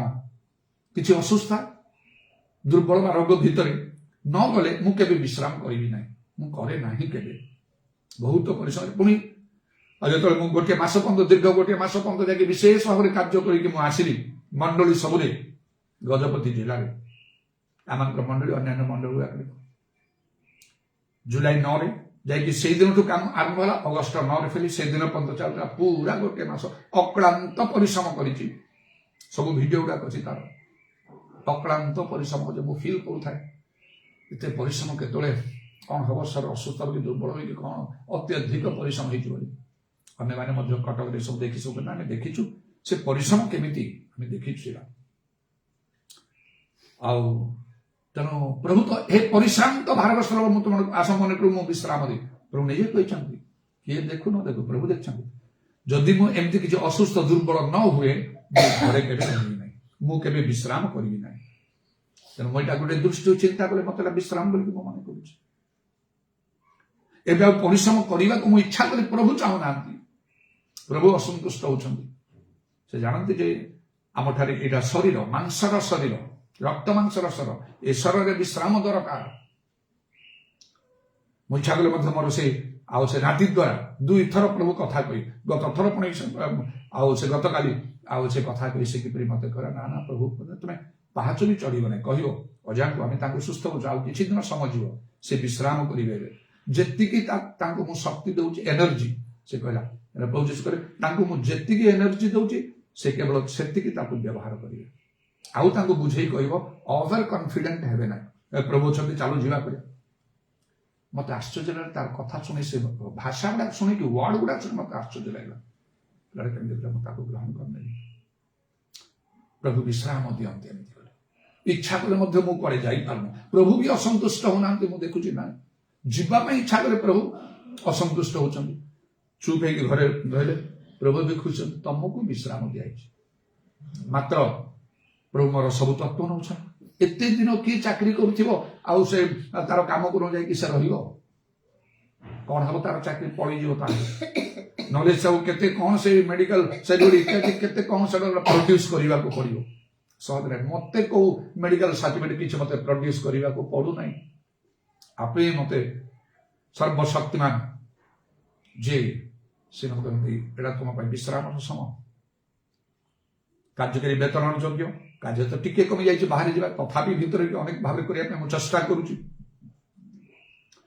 ବେତନର ଯୋଗ୍ୟ, ଯୋଉ ବେତନ ପ୍ରଭୁ ବିଶ୍ୱାସରେ ମତେ ଦିଅନ୍ତି, ଯାହା କୌଣସି ଗୋଟେ ଆଉ ଖ୍ରୀଷ୍ଟିଆନ ଅର୍ଗାନାଇଜେସନରେ ମଧ୍ୟ ସଂସ୍ଥାରେ ମଧ୍ୟ ଚାକିରି କରି ମୁଁ ପାଇନଥାଏ। ସ୍ୱାଧୀନ ଭାବରେ ତ କାର୍ଯ୍ୟ କରୁଛି ସମ୍ପୂର୍ଣ୍ଣ 100କୁ 100। ଯୋଉ ବେତନ ମୁଁ ପାଇବାରେ ମୋର କିଛି କମ ନାହିଁ 3 ମାସରେ। ମୁଁ ଦେଖୁଛି ସେ ଆଉ ଅଧିକ ଭାବରେ ସେ ସୋର୍ସ ଆଉ ଖୋଲି ଯାଇଛି। ଯୋଉମାନେ ମତେ କେବେ ଦେଇନାହାନ୍ତି ସେମାନେ ମଧ୍ୟ ମତେ ଦଉଛନ୍ତି। କିଏ ତ ଆସୁଛନ୍ତି, କିଏ ତ ଫୋନ ପେରେ କହୁଛନ୍ତି, ଯୋଉମାନେ କେବେ ବି ମତେ ଦେଇନାହାନ୍ତି। ଏପରିକି ଟିକେ ମୋ ସହିତ ଟିକେ ଭଲ ଯୋଉମାନଙ୍କର ସମ୍ପର୍କ ବି ନାହିଁ, ସେମାନେ ମଧ୍ୟ ଫୋନ କରିକି ନା କିଛି ଫୋନ ପେ ନମ୍ବର ଏଇଟା ଆପଣ ଖାଲି ଆମର 10 ମାଂସ ଟିକେ ପଠେଇଛି, ନହେଲେ କଣ ଯେତିକି ଦରକାର ତାଠାରୁ ଅଧିକ ବହୁତ ଭାବରେ ଖର୍ଚ୍ଚ ହଉଛି, ବହୁତ ଭାବରେ ମୋର ଖର୍ଚ୍ଚ ହୁଏ। ଏଇ ପୁଣି ଏଇ 2-3 ମାସ ମଧ୍ୟରେ ମାନେ ଯଥେଷ୍ଟରୁ ଯଥେଷ୍ଟ ଭାବରେ ଖର୍ଚ୍ଚ ହେଇଛି। କିନ୍ତୁ ଅଭାବ ନାହିଁ, କାହା ନିକଟରେ ମୁଁ ଆଉ କିଛି ଗୋଟେ ଧାର କରଜ କରିବା ଭଳିଆ କିଛି ବିଷୟ ନାହିଁ, ଚିନ୍ତା କରିବାର ବିଷୟ ନାହିଁ। ଲେଖା ଅଛି ସେ ମାଗିଆ ଭାବରେ ମତେ କିଛି ନ କରି ଗୋଟିଏ ପ୍ରକାର ଯେତେବେଳେ ମୁଁ ଚୁପଚାପ ହେଇ ଘରେ ଅଛି, ମୋର ବେତନ ବନ୍ଦ ନାହିଁ, କାରଣ ଏ ବିଶ୍ରାମଟା ପ୍ରଭୁଙ୍କର ଆସିଛି। ସେଦିନ ଯେତେବେଳେ ଶିଷ୍ୟମାନେ ଯାଉଥିଲେ ସମୁଦ୍ରରେ, ପ୍ରଭୁ ଯୀଶୁ ଭୋରରେ ଯିବା ସମୟରେ ତାଙ୍କ ନିକଟ ଦେଇକି ଯିବା ପାଇଁ ସେତେବେଳେ ସେ ଛଳନା କଲେ, ସେମାନେ ଭୟ କଲେ, ଏ ଭୂତ ବୋଲି ଚିତ୍କାର କଲେ। ଅନେକ ସମୟରେ ପ୍ରଭୁ ଆମ ନିକଟରେ ଅଛନ୍ତି, ପ୍ରଭୁ କାର୍ଯ୍ୟ କରୁଛନ୍ତି, ଆମେ ତାକୁ ଜାଣିପାରୁନୁ, ବୁଝିପାରୁନୁ। ପ୍ରଭୁ କହୁଛନ୍ତି ଏ ତ ମୁଁ ମାନେ ମୁଁ ତମକୁ ବିଶ୍ରାମ ଦେଇଛି। ଲୋକ କହୁଛନ୍ତି ଏଟା ରୋଗ, ଏଟା ହାର୍ଟ ରୋଗ କି ଆଉ କଣଟା ଗୋଟେ ରୋଗ ବ୍ୟାଧି ଏଟା, କିନ୍ତୁ ପ୍ରଭୁ କହୁଛନ୍ତି ଏଇଟା ହଉଛି ବିଶ୍ରାମ। ଆମକୁ ଜାଣିବା ବୁଝିବାର ଆବଶ୍ୟକ। ଅନେକ ପରିମାଣରେ ଭଲ ତ ହେଇକି ଆସେନି, କିନ୍ତୁ ଭାବୁଥିଲି ମୁଁ ଆସ୍ତେ ଆସ୍ତେ କିଛି ବାହାରି ଯିବି, କ'ଣ କାର୍ଯ୍ୟ ଆରମ୍ଭ କରିବି, ତ ପାହାଚ ତଳ ଉପରକୁ ବି ହେଲିନି। କିନ୍ତୁ ଯେତେବେଳେ ଶୁଣିଲି ମୋ ସେନାପତି ଠାରୁ ଏମିତି ଭାବରେ ସେଟା ମତେ ଉପଯୁକ୍ତ ମନେ ହେଲା। ଆଉ କିଛି ସମସ୍ୟା ରହିବେନି। ପ୍ରଭୁ କେମିତି ବିଶ୍ରାମ ଦିଅନ୍ତି, ତାଙ୍କ ବାକ୍ୟ କେବେ ଅନ୍ୟଥା ହବ ନାହିଁ। ଅନେକ ସମୟ ମାନେ ବୁଝିପାରିବେନି, ସେଇଟା ଆମକୁ ବୁଝିବାକୁ ହବ। ଶେଷ କଥା କହିବି, ଆଉ ପ୍ରକୃତ ବିଶ୍ରାମଟା କେମିତି ଆମକୁ ମିଳୁଛି, କେମିତି ପ୍ରଭୁ ଆମକୁ ଦେବେ, ଏଟା ପାଇଁ ଆମକୁ କ'ଣ କରିବାକୁ ପଡିବ। ଆଉ ଗୋଟେ କଥା ଲେଖା ହେଇଛି ଜିସାୟ 28 ପର୍ବରେ, ଆଉ ତାର 11-12 ପଦରେ ଲେଖା ହଉଛି, ନା ମାତ୍ର ସେ ବିଦେଶୀ ଓଷ୍ଠାଧର ଓ ପରଭାଷା ଦ୍ୱାରା ଏ ଲୋକମାନଙ୍କୁ କଥା କହିବେ। ସେ ସେମାନଙ୍କୁ କହିଲେ, ଏହି ବିଶ୍ରାମ ତୁମେମାନେ କ୍ଳାନ୍ତ ଲୋକମାନଙ୍କୁ ବିଶ୍ରାମ ଦିଅ, ପୁଣି ଏହି ତ ଆରାମ, ମାତ୍ର ସେମାନେ ଶୁଣିବାକୁ ସମ୍ମତ ହେଲେ ନାହିଁ। ବିଦେଶୀ ଓଷ୍ଠାଧର ପରଭାଷାର କଥା এই পুরাতন নিয়ম আরম্ভ হয়েছে, নূতন নিয়মরে খেলে হইকি রয়েছে। দুঃখর বিষয়, পরিতাপর বিষয়। অনেক আজি প্রভুঙ্ক লোক মানে আউ খ্রিস্টান মানে এই পরভাষার মহত্ব বুঝতে নাই। দুঃখ পরিতাপর বিষয়। অনেক খ্রিস্টীয় নেতা মানে আউ এই বিষয়ে কৌশি প্রকার শিক্ষা দিয়ন্তে নাই, প্রচার করতে নাই মন্ডলী গুলিকরে। এইটা বিশ্রাম, এইটা আরাম। অর্থাৎ যেমন লেখা হচ্ছে, যেমনি প্রভুঙ্ক আত্মা সেটার স্বাধীনতা। 2 Corinthians 3:17 পদ অনুসারে পবিত্র আত্মারে পরিপূর্ণ হেলে আত্মা আমার দুর্বলতার সাহায্য করতে সমস্ত বিষয় সুপ্রকার বন্ধনর আমাকে মুক্ত হতে, রোগ ব্যাধি চিন্তা দুঃখ সমস্যা সবকিছু। ମୋ ପରିବର୍ତ୍ତନ ଜୀବନ ଆରମ୍ଭ 1982 ମସିହାରୁ ମତେ ପ୍ରଭୁ ମୋ ଚକ୍ଷୁ ଦେଲା। ମୁଁ ପବିତ୍ର ଆତ୍ମା ପାଇଁ ବ୍ୟଗ୍ର ହେଲି। ସେଟା ପାଇଁ ବହୁତ ଆତୁର ହେବାକୁ ପଡିବ। ଯୌନ 7:37-39 ପଦ ମଧ୍ୟରେ ପ୍ରଭୁ ଯୀଶୁ କହିଲେ ମୋ ଜୀବନର ପରିବର୍ତ୍ତନ ହେଲା। ମନେ ରଖନ୍ତୁ, ଗୋଟେ କଥା ସ୍ପଷ୍ଟ ରୂପେ କହୁଛି, ପ୍ରଥମ ଗ୍ରନ୍ଥ 14 ପର୍ବ ପଢନ୍ତୁ, ଦେଖିବେ। ପରଭାଷା ଯଦି ଆପଣ କହୁନାହାନ୍ତି, ଆପଣଙ୍କର ଆତ୍ମିକ ଜୀବନ ବଡ ଦୁର୍ବଳ ବୋଲି ଜାଣନ୍ତୁ। ଯେତେ ପରଭାଷା କହିବେ ଆତ୍ମିକ ଜୀବନ ସେତେ ବଳବାନ ହବ। ପ୍ରଥମ ଗ୍ରନ୍ଥ 14 ପର୍ବ ଆରମ୍ଭରୁ ଶେଷ ଯାଏ ଭଲରେ ପଢନ୍ତୁ, ପ୍ରାର୍ଥନା କରି ପଢନ୍ତୁ। ଏ ବାକ୍ୟ ବୁଝିବା ପାଇଁ ମତେ ଶକ୍ତି ଦିଅ। ଈଶ୍ୱରଙ୍କର ବାକ୍ୟ ଏ 42 ବର୍ଷ ପରେ ହେଲାଣି, ପ୍ରତ୍ୟେକ ଦିନ ମୁଁ ଏ ପ୍ରାର୍ଥନା କରେ। ତ ବାକ୍ୟ ଯେପରି ମୁଁ ବୁଝିପାରେ, ବାକ୍ୟର ବିକାଶ ଆଲୋକ ପ୍ରଦାନ କରେ, ମାନେ ଯେତେ ଅଧିକ ଜାଣିବା ଆମକୁ ମଙ୍ଗଳ ହବ। ଏ ବାକ୍ୟ ଆଉ ବୁଝିବା ପାଇଁ ମୋର ଚକ୍ଷୁ ପ୍ରସନ୍ନ କରିଦିଅ, ମୋର ବୁଦ୍ଧିର ଦ୍ୱାର ଖୋଲିଦିଅ, ଆଉ ତାପରେ ମୋ ହୃଦୟ ଖୋଲିଦିଅ, ଯଦ୍ୱାରା ମୁଁ କେବଳ ସେ ବାକ୍ୟର କେବଳ ବକ୍ତା, ମାନେ ମୁଁ ବହୁତ ପ୍ରଚାର କରେ ପ୍ରଭୁଙ୍କ ଲୋକ ହିସାବରେ। ଚାରିଆଡେ ମତେ ଡାକନ୍ତି, ଆଉ ଶୁଣେ କମ୍। ତେଣୁ କେବଳ ବକ୍ତା ବା ଶ୍ରୋତା ନୁହେଁ, ମତେ କର୍ମକାରୀ ହବାକୁ ପଡିବ। ଯେତେବେଳେ ମୁଁ ଈଶ୍ୱରଙ୍କର ବାକ୍ୟ ପ୍ରଚାର କରି, ଲେଖା ହଉଛି, ଯେ ପ୍ରଚାର କରେ ସେ ଈଶ୍ୱରଙ୍କ ବାକ୍ୟର ପ୍ରଚାରକ ପରିପ୍ରଚାର କରୁ। ମତେ ସେମିତି ହବାକୁ ପଡିବ। ମୋର ଶିକ୍ଷା, ମୋର ପ୍ରଚାର, ମୋର ଶୈଳୀ, ମୋର ସ୍ୱର ଲୋକଙ୍କ ହୃଦୟକୁ ବିଦୀର୍ଣ୍ଣ କରିବାକୁ ପଡିବ। ସେମାନେ ବଦଳି ଯିବାକୁ ପଡିବ, ପ୍ରଭୁଙ୍କର ସନ୍ତୋଷ ହେବାକୁ ପଡିବ। ଆଉ ମୁଁ ସେପରି ପ୍ରଚାର କଲାବେଳେ, ପ୍ରାର୍ଥନା କଲାବେଳେ ପବିତ୍ର ଆତ୍ମାଙ୍କର ଦୃଷ୍ଟି ହବାକୁ ହବ, ଆଶ୍ଚର୍ଯ୍ୟ କର୍ମମାନ ହବାକୁ ହବ। ମୋର ଶିକ୍ଷା ପ୍ରଚାର ଜ୍ଞାନର ମନର ବାକ୍ୟ ଯୁକ୍ତ ନ ହୋଇ ଆତ୍ମା ଓ ଶକ୍ତିର ପ୍ରମାଣଦାୟକ ହଉ। ପାଉଲଙ୍କ ପରି ପ୍ରଥମ ଗ୍ରନ୍ଥ 2 ପର୍ବର 4-5 ପଦ ଅନୁସାରେ। ଆଉ ସେ ନିଜେ ମଧ୍ୟ କହନ୍ତି, ତୁମାନେ ମୋର ଅନୁକାରୀ, ମତେ ଫଲୋ କର। ମୁଁ ତାଙ୍କୁ ଫଲୋ କରୁଛି, ତେଣୁ ବାଇବଲରେ ଲେଖା ହେଇଛି ସେଥିପାଇଁ। ଆଉ ସେଇପରି ଭାବରେ ମୁଁ ପ୍ରାର୍ଥନା କରି, ଆଉ ଯଥାସାଧ୍ୟ ମୁଁ ଯତ୍ନ କରେ। ସେଠି ପଢନ୍ତୁ, ଦେଖିବେ ଯେ ପରଭାଷାର କଥା ନିଜର ନିଷ୍ଠା ଜନ୍ମାଏ, ମାନେ ତାର ଆତ୍ମିକ ଜୀବନ ମଜବୁତ ହବ। ସେଇଥିପାଇଁ ମୁଁ ଏତେ ବଡ ଷ୍ଟ୍ରଙ୍ଗ ଷ୍ଟେପ୍ ନେଇପାରିଛି। ମୃତ୍ୟୁ ଶରୀର ଅସୁସ୍ଥ ହେଲି, ଏତେ ଦୁର୍ବଳ ହେଇକି 3 ମାସ 13 ଦିନ ହେଲା ଔଷଧ ଆଦୌ ବ୍ୟବହାର କରିନାହିଁ। ଡକ୍ଟରଙ୍କ ଠାରୁ ପରାମର୍ଶ, କେତେ ଲୋକ କେତେ କଥା ବି କରେ, ଖାଲି ଟିକେ ବୁଝି ନିଅନ୍ତୁ, ଟିକେ ଜାଣିଲେ ଟିକେ ଭଲ ହୁଅନ୍ତା। ଜାଣି କଣ କରିବେ, ସେଇଟା ଶୈତାନ ଗୋଟେ ଚାତୁରୀ। ନାହିଁ। ଯୀଶୁ ଆଉ ଖ୍ରୀଷ୍ଟ ଯୀଶୁଙ୍କର ଯେମିତି ମନ ଥିଲା, ତୁମର ସେମିତି ଯୀଶୁଙ୍କ ସଦୃଶ ହେବାକୁ ପଡିବ। ପ୍ରେରିତମାନଙ୍କର ସଦୃଶ ହେବାକୁ ପଡିବ। ଆମଠାରୁ ଈଶ୍ୱରଙ୍କର ଶକ୍ତି ନିର୍ଗତ ହେବାକୁ ପଡିବ। ଏପରି କଲେ ମଧ୍ୟ ପ୍ରଭୁ ଯୀଶୁ କ୍ରୁଶରେ ମୃତ୍ୟୁ ବରଣ କରି ସ୍ୱର୍ଗ ଚାଲିଗଲେ। ପ୍ରଭୁ ଯୀଶୁଙ୍କର ପ୍ରେରିତ ମାନେ ଯୋଉମାନଙ୍କ ରୁମାଲ ଛୁଇଁ, ଗାମୁଛା ଛୁଇଁ, ଛାଇ ବାଜିରୁ ଭଲ, ସେମାନେ ମଧ୍ୟ ଚାଲିଗଲେ। ମୁଁ ବି ଚାଲିଛି, ସମସ୍ତେ ଚାଲିଯିବେ ଜଗତ। ଲେଖାଛି ପ୍ରଭୁ ଠାରୁ ଶକ୍ତି ପ୍ରାପ୍ତ ହୋଇ ତାଙ୍କ ପରାକ୍ରମ ବଳବାନ ସେଇଟା କେହି ନଜର ଦିଅନ୍ତି ନାହିଁ ପବିତ୍ର ଆତ୍ମାରେ ପରିପୂର୍ଣ୍ଣ ହବ ସେଇଟା କେହି ଦେଖନ୍ତି ଖାଲି ବାଇବେଲ ପଢିଦବା ଆଉ ତାର କିଛି ଗୋଟେ ସ୍କୁଲ କଲେଜ ୟୁନିଭର୍ସିଟି ପାଠ ପଢା ଭଳି ସାର୍ଟିଫିକେଟ ପାଇଦେବା ଏମିତି ଗୋଟେ ଡିଗ୍ରୀ ଧାରଣ କରି ତାପରେ ପ୍ରଚାରକ ହେଇଯିବା ବାଳକ ହେଇଯିବା ନେତା ହେଇଯିବା ଏଇଟା ସମସ୍ତଙ୍କ ଚିନ୍ତାଧାରା ଲକ୍ଷ୍ୟ ମାତ୍ର ଈଶ୍ୱରଙ୍କ ରାଜ୍ୟ ବାକ୍ୟରେ ନାହିଁ ଶକ୍ତିରେ ପ୍ରକାଶ ପାଇଲେ ପ୍ରଥମ କରନ୍ତୁ 4 ପର୍ବ 20 ପଦରେ ଯୋଉ ଲେଖା ହଉଛି ଆମକୁ ସେପରି କରିବାକୁ ହବ ଯୀଶୁଙ୍କୁ ଲକ୍ଷ୍ୟ ରଖିବାକୁ ହବ ପ୍ରେରିତମାନଙ୍କୁ ଲକ୍ଷ୍ୟ ରଖିବାକୁ ହବ ନୂତନ ନିୟମର ପୁଣି ପୁରାତନ ନିୟମର ଭାଉବାଦୀ ମାନଙ୍କୁ ଲକ୍ଷ୍ୟ କରିବାକୁ ହବ ସେମାନେ କେମିତି ପ୍ରକୃତ ବିଶ୍ୱାସୀ ମାନଙ୍କୁ ଲକ୍ଷ୍ୟ କରିବାକୁ ହବ ଆଉ ସେ ନୂତନ ନିୟମରେ ଆଉ ସେଇ ଯୋଉ ସ୍ତିଫାନ ଜଣେ ବିଲିଭର ସେ କୋଉ ପ୍ରେରିତ ନାହାନ୍ତି ବାଳକ ପ୍ରଚାରକ ନାହାନ୍ତି ଈଶ୍ୱରଙ୍କ ପ୍ରଭୁଙ୍କ ଦାସ ବୋଲି ତାଙ୍କୁ କେହି କୋଉଠି କହିନାହାନ୍ତି ମାତ୍ର ସେ ଜଣେ ଖାଦ୍ୟ ବଣ୍ଟନ କରିବା ଜଣେ ଅତି ସାଧାରଣ ଲେମ୍ୟାନ୍ ସାଧାରଣ ଅର୍ଡିନାରୀ ଲୋକ କିନ୍ତୁ ଏକ୍ସଟ୍ରା ଅର୍ଡିନାରୀ କ୍ୱାଲିଟି ତାଙ୍କ ପାଖରେ ଥିଲା ସେ ବାଇବେଲ ଲେଖା ସେ ପବିତ୍ର ଆତ୍ମାରେ ପୂର୍ଣ୍ଣ ଜ୍ଞାନରେ ପୂର୍ଣ୍ଣ ବିଶ୍ୱାସରେ ପୂର୍ଣ୍ଣ ଅନୁଗ୍ରହରେ ପୂର୍ଣ୍ଣ ଶକ୍ତିରେ ପୂର୍ଣ୍ଣ ହେଇକି ଲୋକମାନଙ୍କ ମଧ୍ୟରେ ମହା ମହା ଅଦ୍ଭୁତ କର୍ମ ଲକ୍ଷଣ ମାନ ସାଧନ କରିବାକୁ ଲାଗିଲେ ଯଦି ଆମ ଜୀବନ ବଦଳିଯାଏ ଆମେ ପବିତ୍ର ଆତ୍ମାରେ ପ୍ରକୃତରେ ପରିପୂର୍ଣ୍ଣ ହଉ ଈଶ୍ୱରଙ୍କ ଶକ୍ତି ଆମମାନଙ୍କ ଠାରୁ ଦେଇ ପ୍ରକାଶ ହୁଏ ତାହେଲେ ଏ ଦେଶ ଏ ରାଜ୍ୟ ଏ ସହର ଏ ଜଗତ ବଦଳିବ ନହେଲେ କେବେ ଖାଲି ପ୍ରଚାର କେବେ ବଦଳିବ ନାହିଁ ଆମେ ବଦଳିବାକୁ ହବ ଅନେକଙ୍କୁ ଆମକୁ ବଦଳିବାକୁ ହବ ଲେଖା ହେଲା ଏହି ତ ବିଶ୍ରାମ ଏହି ତ ଆରାମ ମାତ୍ର ସେମାନେ ଶୁଣିବାକୁ ସମ୍ମତ ହେଲେ ନାହିଁ ଆଜି ଲୋକ ଶୁଣୁନାହାନ୍ତି ପବିତ୍ର ଆତ୍ମାଙ୍କ କଥା ଲୋକ ଗ୍ରହଣ କରନ୍ତି ନାହିଁ କେଡ଼େ ଦୁଃଖର ବିଷୟ କିନ୍ତୁ ଏଇଟା ଶେଷ ସମୟ ସମସ୍ତଙ୍କ ଉପରେ ପ୍ରଭୁ ଆତ୍ମା ଢାଳୁଛନ୍ତି ଯୋଉମାନେ ବଦଳିବା କଥା ଅନେକ ଆପଣମାନଙ୍କୁ ପରିଷ୍କୃତ କରିବେ ଯୋଉମାନେ ବଦଳିବା କଥା ସେମାନେ ବଦଳି ଯାଉଛନ୍ତି ଯେ ଧାର୍ମିକ ସେ ଆହୁରି ଧର୍ମାଚରଣକୁ ଲେଖା ହେଲା ଆହୁରି ପବିତ୍ର ଆତ୍ମା ଦ୍ୱାରା ପରେ ମୁଁ ଦେଖିଲି ଆତ୍ମାଙ୍କର 9ଟା ଦାନ ଅଛି ପ୍ରଥମ 12 ପର୍ବରେ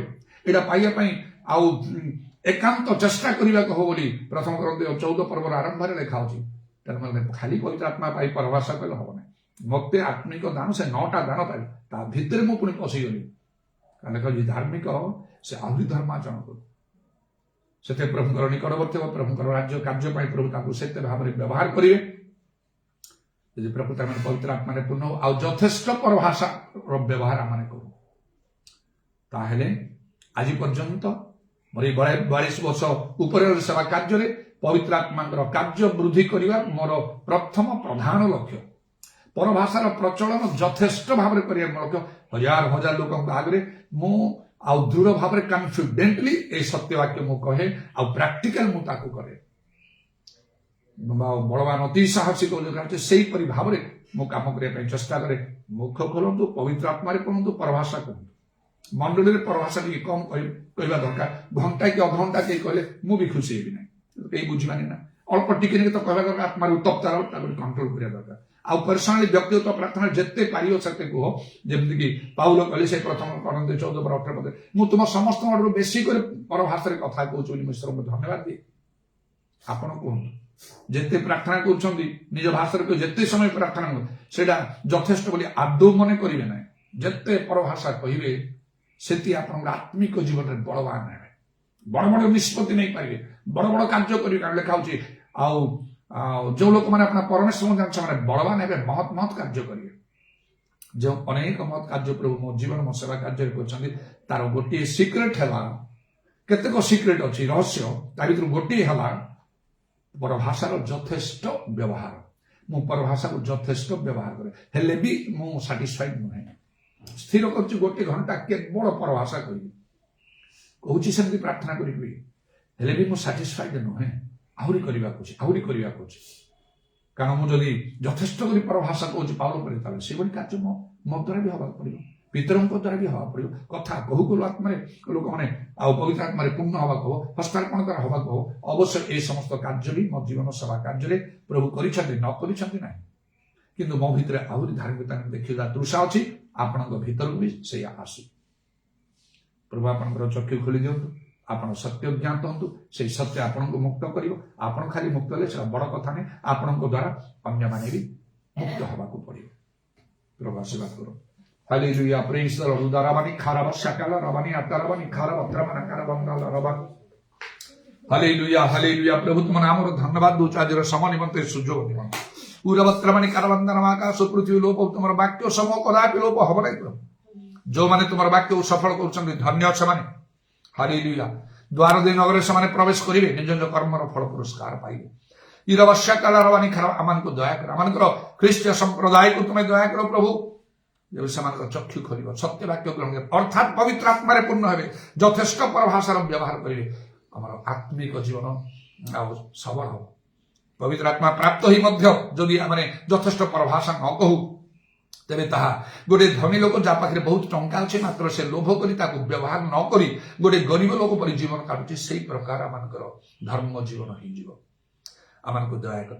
ଏହି ସେବା କାର୍ଯ୍ୟରେ ଯୋଗ ଦେଇଥିବା ପ୍ରତ୍ୟକ୍ଷ ପରୋକ୍ଷରେ ଆଉ ଲାଇଭରେ ମଧ୍ୟ ଯୋଉମାନେ ସେମାନଙ୍କୁ ପ୍ରତ୍ୟେକଙ୍କୁ ଅନୁଗ୍ରହ କରୁ, ତାରାବାଣୀ ଖାରବା ଏହି ସତ୍ୟ ବାକ୍ୟକୁ ଗ୍ରହଣ କରିବା ପାଇଁ ତୁମେ ସାହାଯ୍ୟ କର। ଶୟତାନ ଯେପରି ଆଉ ସେ ବାକ୍ୟକୁ ଆଉ ସେ ଆକାଶର ପକ୍ଷୀ ଆଉ ସେ ଯୋଉ ବିହନ ଯୋଉଟା ବାଟ ପାଖରେ ପଡିଲା ତାକୁ ଖୁଣ୍ଟି ଖାଇଲା ପରେ ଖୁଣ୍ଟି ଖାଇବ ନାହିଁ। ପ୍ରଭୁ ତୁମେ ଅନୁଗ୍ରହ କର, ଦୟା କର। ଯୀଶୁଙ୍କ ନାମରେ